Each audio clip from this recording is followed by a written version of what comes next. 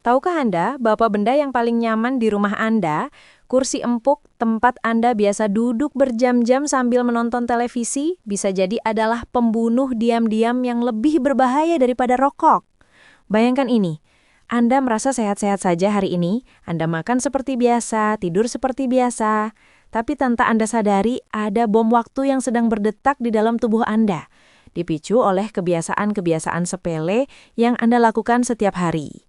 Bukan besok, bukan lusa, tapi mungkin dalam hitungan minggu atau bulan ke depan, tubuh Anda bisa tiba-tiba menyerah. Kaki yang biasa dipakai berjalan tiba-tiba kaku, ingatan yang tadinya tajam mendadak lenyap, atau lebih buruk lagi, Anda jatuh di kamar mandi dan hidup Anda tidak akan pernah sama lagi. Apakah Anda yakin kebiasaan Anda hari ini aman?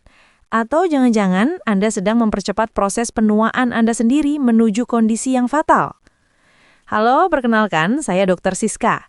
Saya adalah dokter spesialis penyakit dalam dan konsultan geriatri atau ahli kesehatan lansia.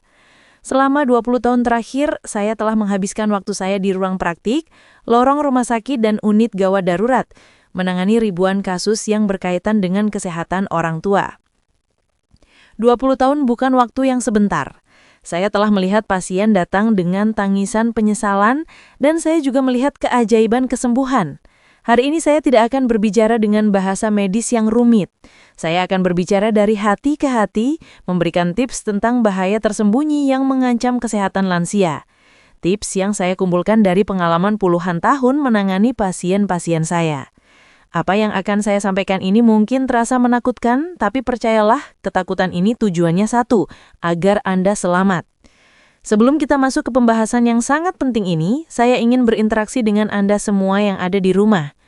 Coba tuliskan di kolom komentar di bawah berapa usia Anda sekarang, dan jujurlah apa satu keluhan kesehatan yang paling sering Anda rasakan akhir-akhir ini.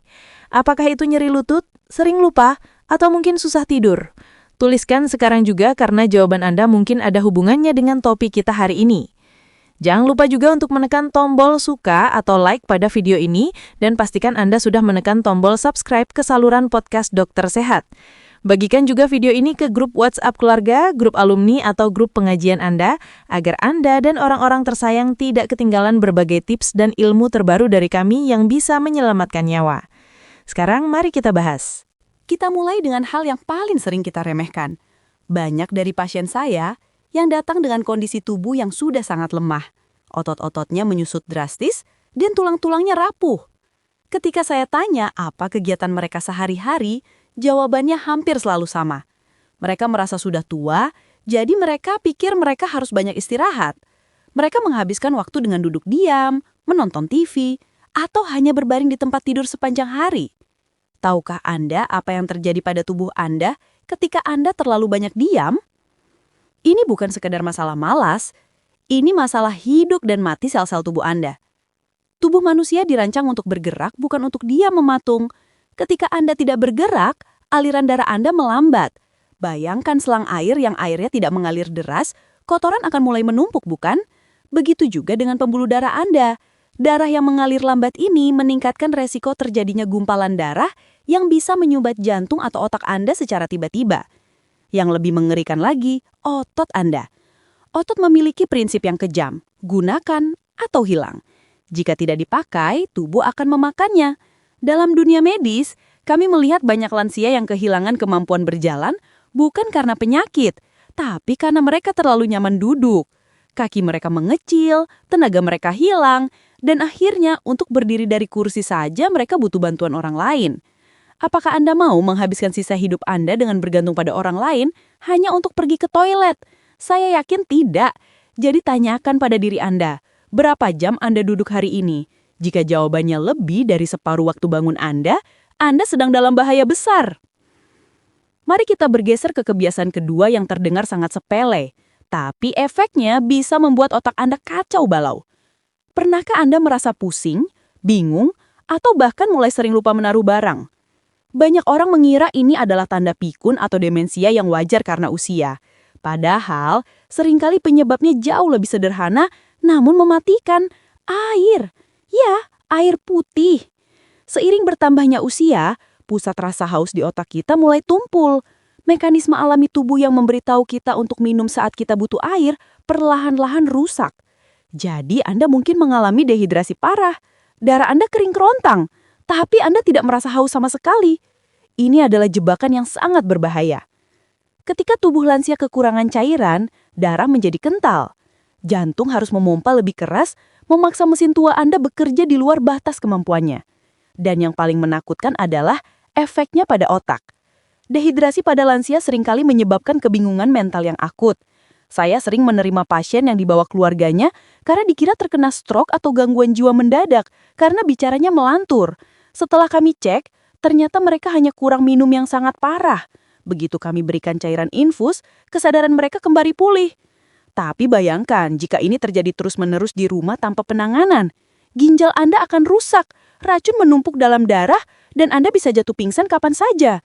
Coba ingat-ingat, kapan terakhir kali Anda minum air putih hari ini? Apakah urin Anda berwarna kuning pekat?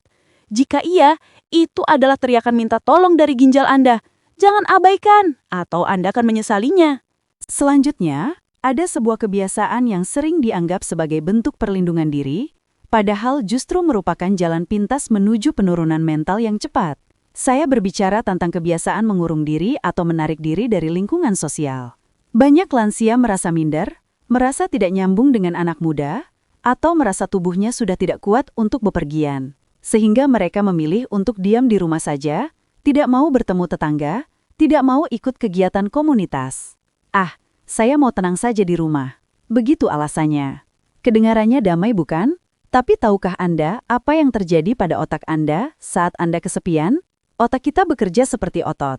Ia butuh rangsangan, butuh tantangan. Interaksi sosial, bercerita, mendengarkan curhat teman, tertawa bersama, itu adalah makanan bergizi bagi otak. Ketika Anda berhenti bersosialisasi, bagian otak yang mengatur memori dan emosi mulai menyusut. Riset menunjukkan bahwa kesepian kronis pada lansia memiliki risiko kematian yang setara dengan merokok 15 batang sehari. Mengerikan bukan? Kesepian meningkatkan hormon stres yang merusak sistem kekebalan tubuh. Anda jadi mudah sakit, luka susah sembuh, dan risiko terkena Alzheimer atau pikun meningkat berkali-kali lipat. Saya punya pasien yang fisiknya sehat, tapi karena ia mengurung diri setelah pasangannya meninggal, dalam 6 bulan kondisinya merosot drastis, seperti orang yang sakit bertahun-tahun. Apakah Anda sekarang sedang merasa sendirian? Jangan biarkan perasaan itu membunuh Anda pelan-pelan. Hubungi teman lama, sapa tetangga, atau sekadar bicara dengan penjual sayur. Itu adalah obat yang tidak bisa dibeli di apotek manapun. Kebiasaan keempat ini berkaitan erat dengan apa yang masuk ke dalam mulut Anda setiap pagi dan sore. Di Indonesia, kita punya budaya yang sangat kental dengan teh manis dan gorengan, atau makan nasi dalam porsi besar, tapi lauknya sedikit. Yang penting kenyang, pikir kita. Tapi bagi lansia, pola pikir ini adalah racun. Semakin tua, metabolisme kita melambat. Tubuh tidak lagi secepat dulu dalam membakar gula dan lemak. Tapi banyak lansia yang justru mengurangi makan daging, ikan, atau telur karena takut kolesterol, atau karena giginya sudah tidak nyaman, lalu menggantinya dengan memperbanyak nasi lembek, bubur, atau roti yang dicelup teh manis. Ini adalah kesalahan fatal. Mengapa? Karena lansia justru sangat membutuhkan protein. Protein adalah batu bata yang membangun otot dan menjaga sistem imun Anda. Jika Anda hanya makan karbohidrat dan gula, otot Anda akan hilang, digantikan oleh lemak. Gula darah Anda akan melonjak naik turun tidak karuan, merusak saraf-saraf tepi Anda, membuat kaki terasa kebas dan kesemutan. Dan tahukah Anda, kekurangan protein membuat kulit Anda tipis dan mudah luka, serta membuat penyembuhan penyakit menjadi sangat lambat. Pernahkah Anda melihat lansia yang kakinya bengkak atau perutnya membesar tapi lengan dan kakinya kurus kering? Itu tanda kekurangan gizi yang serius, meskipun mereka makan kenyang setiap hari. Makanan Anda bisa menjadi obat, atau bisa menjadi racun pelan-pelan. Apakah menu makan siang Anda tadi sudah ada proteinnya? Atau hanya nasi dan kerupuk? Pikirkanlah, karena tubuh Anda sedang memohon nutrisi yang benar untuk bertahan hidup. Dan ini dia, kebiasaan kelima yang mungkin paling sering membuat saya, sebagai dokter, merasa gemas sekaligus sedih. Kebiasaan ini adalah menganggap remeh gejala dan menjadi dokter bagi diri sendiri. Berapa banyak dari Anda yang ketika merasakan dada nyeri sedikit atau pusing yang tidak biasa langsung berkata, ini cuma masuk angin, lalu minum jamu atau obat warung sembarangan dan tidur. Atau ketika kaki bengkak, Anda hanya membalurnya dengan minyak panas tanpa mau memeriksakan diri. Anda mungkin berpikir Anda tidak mau merepotkan anak-anak atau takut mendengar diagnosa dokter. Sikap pasrah tapi salah ini sangat berbahaya.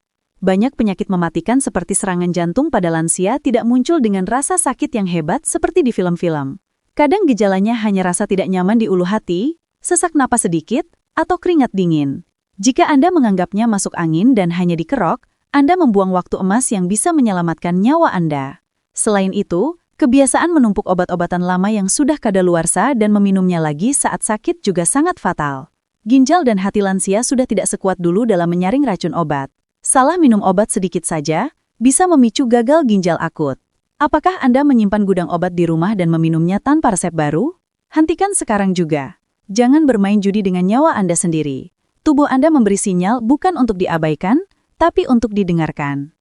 Saya ingin menceritakan sebuah kisah nyata, tentu dengan nama samaran, tentang seorang pasien saya yang sangat membekas di hati.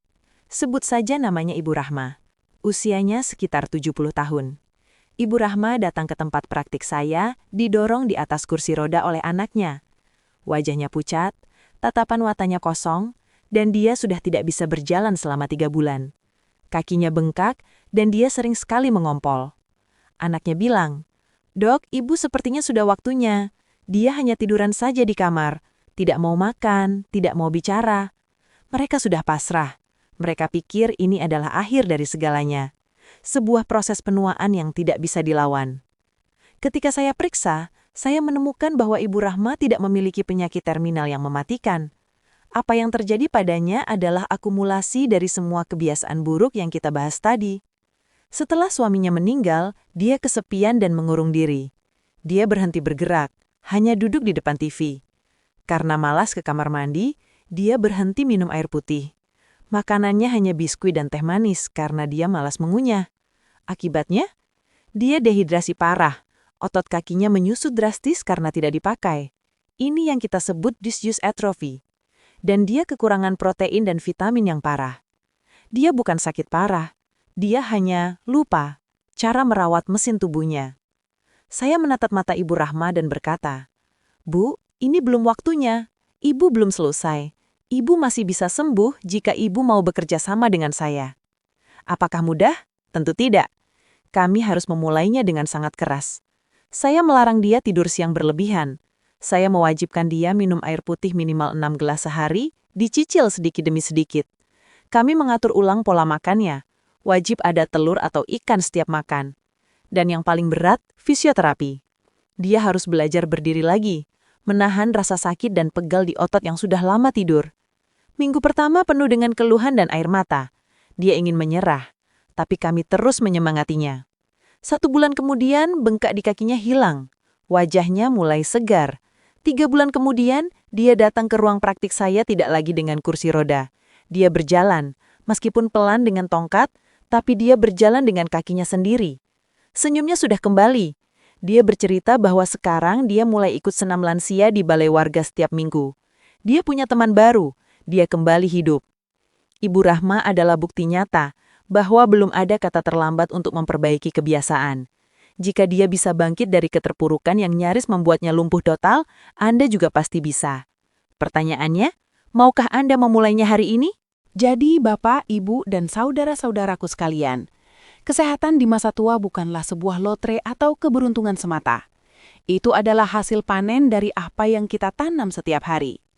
Menghindari 5 kebiasaan buruk tadi, kurang gerak, kurang minum, menarik diri, salah makan, dan mengabaikan gejala adalah investasi terbaik yang bisa Anda berikan untuk diri Anda sendiri dan keluarga Anda.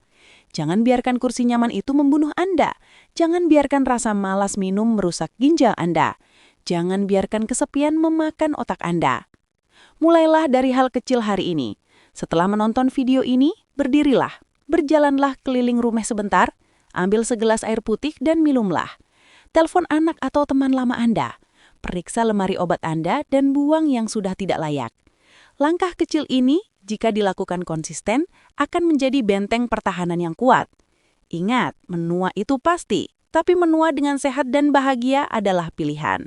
Pilihan itu ada di tangan Anda sekarang. Terima kasih telah menyimak video ini sampai akhir. Saya harap informasi ini tidak hanya berhenti di telinga, tapi turun ke hati dan dilaksanakan dalam tindakan nyata. Saya ingin membaca komentar Anda. Dari 5 kebiasaan tadi, mana yang paling sulit Anda hindari? Tuliskan di bawah. Mari kita berdiskusi dan saling menguatkan.